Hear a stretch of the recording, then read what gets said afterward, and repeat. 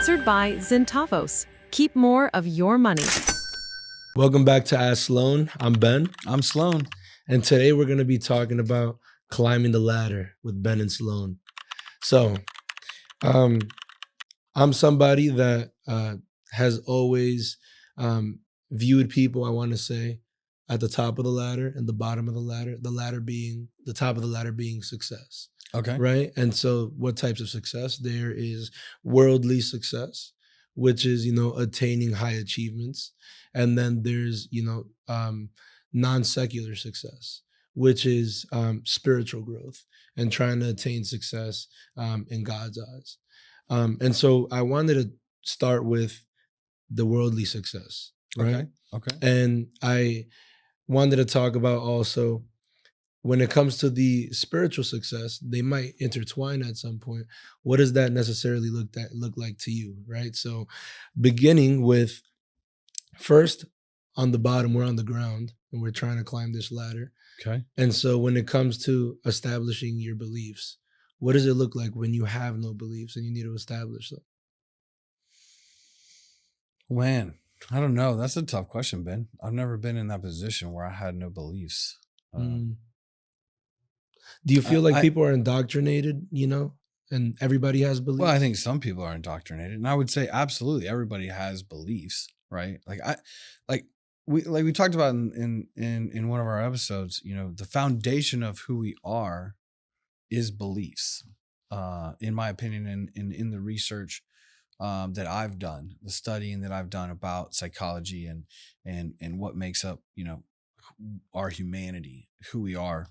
And again, I believe we are spiritual beings in physical bodies, and the spirit needs a construct of beliefs to develop from. And so it's a natural thing that happens. It's my understanding that you develop most of your beliefs naturally by the time you're like 7 or 8 years old.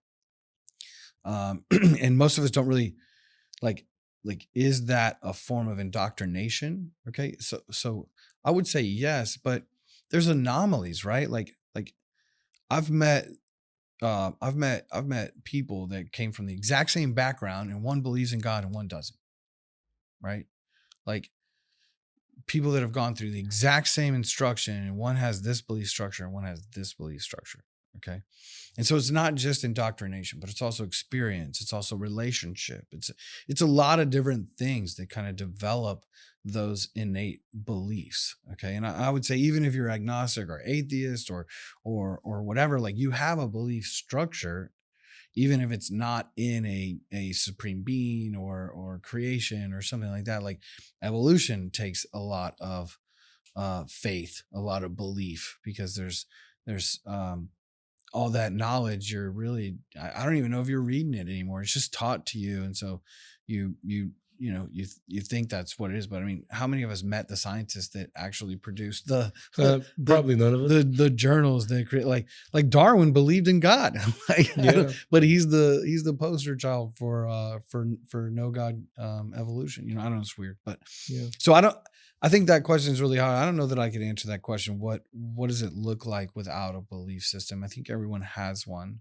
Okay. But I will say this, Ben, it's really important that success is defined. And everyone is going to have their own definition of what success is. And that definition is going to shape how you interact with the world. Okay. So some people define success as an amount in their bank account. Okay. Other people define success with, how large their boat is. Okay. Other people define success with how many children they have. Other people define success with, achievement, whether or not they got that gold medal, for long jump or something. Yeah. What is that finish line that we've talked about that equals success to you? Okay. So, and if you're asking me what success is to me, I'm similar to Paul. Success to me is that when I'm done, the Lord says, come home, faithful servant, you did a great job. Yeah. And so for me, it's surrendering to the Lord's will for my life and loving him and loving others in that process. And so the more people that I can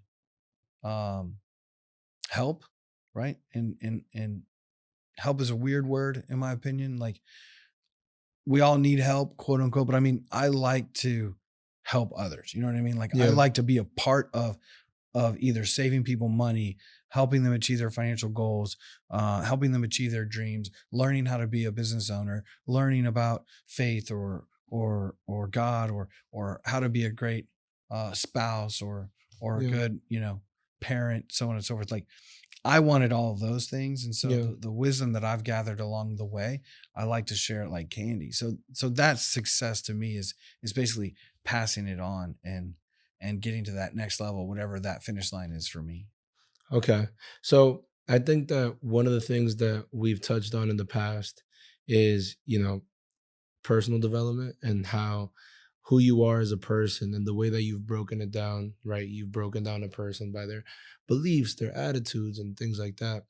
Um, it's almost as if before you can even touch the ladder to try to climb it, you need to um, first be a certain kind of person, right? You need to be who you need to be in order to reach that success, right? So when it comes to, you've identified what success means to you, and maybe your belief system and your attitudes don't necessarily equate to what that person would be. How do you go about, believing? For example, for you, it would be um, you're starting Centavos, right? And Mhm. then you want Centavos to eventually IPO, right? I do. I'd love to take So Centavos then public. I'm assuming you need to be a kind of person in order to get that to happen. And so are you challenged as well, even though you're at this level of success now? So, and that's a great way to frame this. Okay. Right. So what does success look like for me in the world, in the world of being an entrepreneur? Okay. Yeah. Right. So success for me in the world of being an entrepreneur is, I want to ring the NASDAQ bell. I want to take a company that was my brainchild and established. I want to take it public one day. Right. And get on the NASDAQ or the S&P 500. I want to become a publicly traded company. I want the products and services that we provide to help support the community and the economy and to accomplish good in the world. Right. Okay. So how do I do that? Right. Okay. So the first thing is that I really need a great big idea. Okay. Like, you have to be able to serve millions, if not billions of people with your product or service in order to have a publicly traded company, in order to be big enough to support that situation. Okay. So I need a problem to solve. Okay. All businesses are literally solving a problem. That's what businesses do. They solve problems. Okay. And I love to say that business and life are a series of problems to solve. Okay. So what problem am I solving? Okay. Zentavo solves the problem of cash flow management, financial, financial, the financial problem of individuals and small businesses. Okay. And it's cash flow management, wealth management. It's how do I build my business? What do my numbers look like? How do I make payroll next week? Like, it's solving the problem of understanding your cash flow, of taxes, of developing wealth, protecting your assets, all of those types of things. Okay. And historically speaking, it's been done with like CPAs and attorneys and stuff like that. Okay. But with the advent of AI, it was time to build fully automated financial services. So there are 100 million plus tax returns in the United States. There are 30 million small businesses, 500,000 new businesses every month. Okay. And they all have the same problem. They need accounting and taxes. This is not going away, right? Death and taxes. Okay. So big problem. Okay. So I got a big problem. Okay. Elon Musk's big problem is occupying Mars. Like, literally, like, that's Yeah. his big problem. So he's solving that through Tesla. Okay. Through the robot, the Neuralink, everything that he does is actually related to occupying Mars. Okay. It's pretty wild. Everything that I do is related to saving you money, helping you make more money, and helping you achieve your financial goals. Okay. Who out there is trying to help you achieve your financial goals? So that's my problem. My problem is this right here. Okay. So then how do I go about solving that problem? And then that spurs all the idea making behind the development of Zentavo's MVP, phase 2, phase 3, so on and so forth. Okay. So I wrote a business plan. I got a business partner. We hired people. We started providing those services right away so that we had revenue. And then now we're developing technology behind it to deliver it to the masses. So success for me is taking that company, getting it fully invested, deploying all of it, producing all of the software, getting, millions of users, and then taking the company public. So would you say that you are now who you need to be in order to take the company public? Yes, I am who I need to be to take the company public. The company's not ready to go public, Okay, but I see. I am who I need to be able to fulfill that process. Okay. That's interesting because so it sounds like it's a belief system, right? Because I think you know that in the future you'll be different than you are now. Because that's just in life we evolve, right? Absolutely. But you believe that you are who you need to be in order to make it happen, which empowers you then to make it happen. So is that part of climbing the ladder? Absolutely. Absolutely. You have to believe in yourself. We've talked about this before. It starts right here. If you got a terrible tape playing in your head, if you don't believe in yourself, you're not going to accomplish anything. Yeah. If you that's where you have to begin. Yeah. Success begins with being the hero you need. Yeah. So where I grew up, my parents, both of them are from like villages in Dominican Republic. Okay. Right? Sweet. They didn't really get to have much of an education, but they did everything for their kids that they possibly ever could. For sure. Right. So they went 4 for 4. Me and my 3 sisters all went to college. Awesome. And we're all graduated. We're all in our professions and stuff like that. Right. So that's what they defined as success. Right. And that was success for a long time. Yeah. Go to college, graduate, get a good job. 100%. Like that was success. But while we were in that, right, while we were striving towards these goals, I noticed all around me, because we didn't grow up very, middle class or anything like that. There was a lot of people around me that didn't believe that things were possible for them. And so me and my best friend were talking one day. I want to say I was about 15 years old. And I was like, this is like a disease. It's like everybody around us has a disease of self-victimization. They make themselves a victim, so they kind of like dig their own hole. And then everything happens like what you said, woe is me, so they can never get out. How do you break out of self-victimization in that way to become, or to believe that you are who you need to be in order to go and become? Well, I mean, that's so tough. Like I always had it. Okay. That thing that said, hey, I can do it. Right. Like I use the little engine that could analogy. Like if you haven't read that book, okay, it's the little engine that could. Okay. It's a little tiny engine. Okay. A little train. Yeah. Okay. And he wasn't a big train. Okay. So he couldn't really haul like the big trains was hauled, but he wanted to. He believed he could. Yeah. But everybody else was like, nah, you can't do it. You can't do it. And then one day there was like a big storm and like a big problem or whatever. And there was no other options. Okay. And so he had to do it, and he was ready, and he went and did it. And then like he had to go up this hill. Okay. And like he had to make it up the hill, and all he kept saying to himself was, I think I can. I think I can. I think I can. I think I can. So you got to believe that you can. And like, if you don't, then you need to tell yourself that you do. Like, I don't know why you don't. Okay. Yeah. So I'm going to follow that up with the question of why. You said it was like a disease. Like, why didn't they believe they could get out? Why didn't they believe that they had skills and talents that were valuable, and that they could use those skills and talents to accomplish something in life?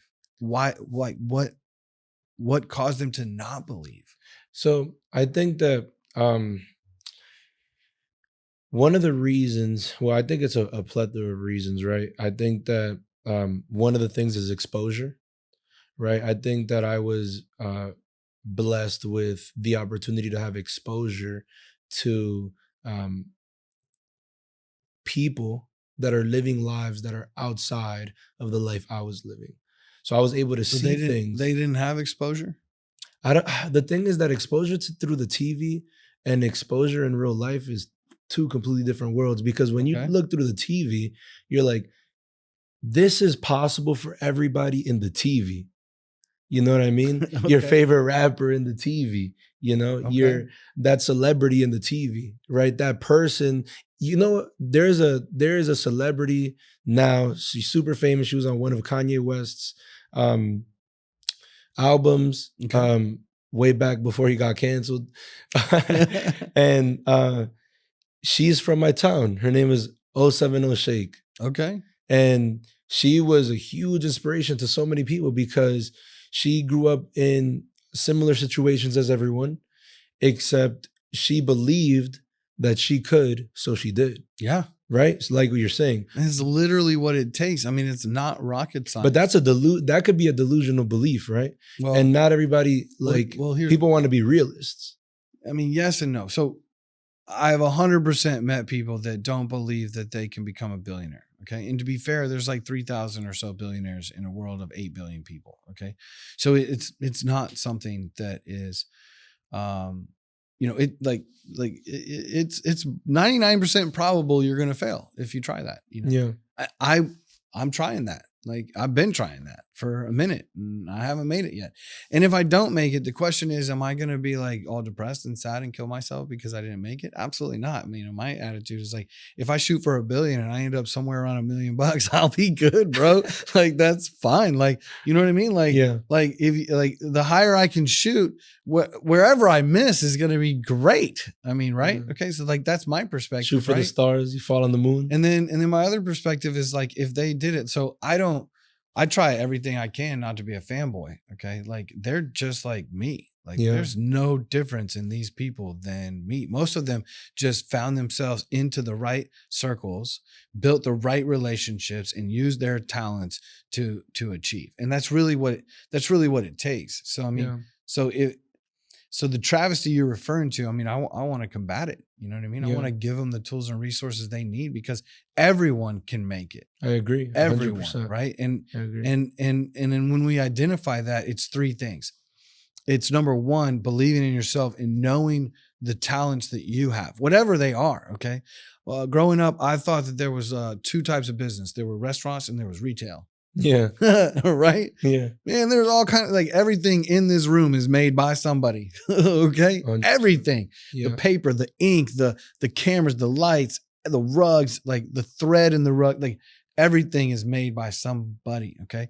And services. Okay. You can like people need all kinds of like, you know what I mean? Like there's so many different ways that you can be successful. So whatever, it doesn't matter. Like some people work with their hands, some people work with their brain. Figure out what your strengths are, what your talent is, and believe in that because you have that. Yeah. You have that and it's yours. Yeah. And then you can double down on that and it's needed. I promise it's needed somewhere. So that's step 1. Step 2 then is you got to find the people that need it. Yeah. Okay. And then step 3 is you got to find the people that support it. Nobody that ever achieved great things didn't have an army behind them of both buyers and supporters. Okay. We have investors in Centavos. They believe in us. They believe in our business model. They've put their money into our project and they expect a return on that investment. But I have to be in the right places, talking to the right people to find my supporters. Okay. And then we've got 70 CFO clients and over 1,000 tax clients, right? Those are the people that need my services and they love it, right? That customer service we were talking about. And we get referrals every week. Okay. So those are the people that'll buy it. Okay. So first you got to believe in yourself. You got to know what your talent. Guess what? I hate doing accounting and taxes. I don't know if you know that or not, but I happen to be good at it. Yeah. So it doesn't necessarily, and I figured out a way to love it. Okay. And what I love about it is saving people money. What I love about it is helping small business owners buy their homes for their families. What I love about it is taking a business from 0 to millions of dollars in revenue and profitability. Yeah. Like I don't love sitting down and doing accounting work, but I love accomplishing results Yeah. for the businesses that I serve. So I figured out how to love it, even though I don't like it, right? Yeah. But I'm good at it. I realize that that's a talent that I have, and so I'm doubling down on that, and that's the business that I'm building. Yeah. I think it's not just necessarily that people don't that people look into the TV and say like, hey, it's just possible for those people on the TV. I think that people do that in all aspects of life, right? Whether it's looking into the TV and seeing like what worldly success is, right? Where it's like money and cars and all this stuff. But even people that open their Bible and read it, they're like, these are just characters. You know what I mean? And so I think that is just like a mindset that a lot of people share where these people exist, but they exist almost outside of my reality, where their experience is unique and I cannot possibly share in that experience. Right. And I think that one of the things that you touch on that's really important is like, those attitudes and those beliefs and telling yourself like the little engine that could, I will, I will, I will. I remember when I was in 6th grade, I came across this guy. His name's Eric Thomas. Have you ever heard of Eric Thomas? Maybe. So he calls himself E.T. the hip hop preacher. Okay. And I love it. So he just is a motivational speaker, and he would talk about how he grew up in Detroit and how he was eating out of trash cans at one point. He got kicked out of his house and he was homeless, and he just had like these words of encouragement. I remember when I first listened to that, like I felt extremely empowered, right? Sure. And I ended up downloading all his videos and converting them into what was LimeWire at that time. Okay. You guys LimeWire. remember LimeWire? I remember LimeWire. But I had an iPod Nano, right, that my sister bought me with her first job. And I downloaded all of those videos into the iPod Nano, and it was just the audio. Right. And I would just like replay this audio to myself absolutely over and over and over, because I just wanted that feeling again and again. And it was like to the point where I was doing that for, I want to say like 3-4 years. And I want to say by the time I was like 14, my mindset on just like life was just so different, because I was just like, well, if you want to succeed as bad as you want to breathe, then you'll be successful. Right. So I was like, that's it. Like, it doesn't matter now. Yeah. And I think that it just ties into what you were saying so perfectly, where like you internalize these beliefs. And when they become internalized and you believe, all right, this is who I am, then now you're on the road to becoming. Right. And so like, I just like, I appreciate the way that you kind of like wrap that together. And also I want to, touch on when you do get to that place where you are now trying to change who you are, because we've talked about pivots a lot, right? For sure. Then when you want to pivot and you don't necessarily have people that are seeing your vision, then what do you do about those people? Do you cut them off? Do you distance you? Like, what should you do? Well, I mean, if you have people that are holding you back, unfortunately, you have to let them go. And I've always done it with kindness and love, right? I don't ghost people, but it becomes evident that I'm busy, kind of a situation. Yeah. Like, again, I'm hyper focused on what's in front of me. Yeah. So, hey, boss, I got your text, but I'm in the middle of it. I'll get back with you in a couple of days. Follow back up. Hey, what's going on? Yeah. Oh, no kidding, man. Oh, I'm so sorry, bro. Well, look, I'll pray for you, dog. But I can't get involved no more. Right? I can't run to the rescue. Right? I can't, like, I got my own, problems over here that I'm trying to solve. So, like, if you have people in your life that every single day is a crisis and they're looking to you to solve their crisis, you're never going to be successful trying to solve their crisis, because they don't know how to help themselves. Like, you can teach you can give somebody a fish or you can teach them to fish. If they don't know how to fish, like eventually you gotta stop feeding them. This is just the way that it is. It's super important that you put the right people around you. It is super important. Like there's no question. If you have the wrong people around you, you will not get wherever it is you're trying to go. And like, it's not mean, you know, it's just not, you know, the hurricanes here in Houston, they come like once every 4 or 5 years. I'll be there to help. But if you call me every day talking about a hurricane, I'm going to have to tell you, bro, I checked the weather, dude. Everything's cool. Like, I'm sorry, bro. I'm in the middle of it, you know? Yeah. I think that's a hard pill to swallow, but it's a necessary one. Man, it probably is for people who value their friendships exponentially. Yeah. But the truth is like, if you show me your friends, I'm going to show you where you're going to be in 10 years. That's real. I think that pretty much wraps us up for today. Hey, tip for the day, right? If you're the smartest or best person in the room, you're in the wrong room. Surround yourself with ballers and go make it happen. Yes, sir. Thank you. Like and subscribe, and we will see you next time.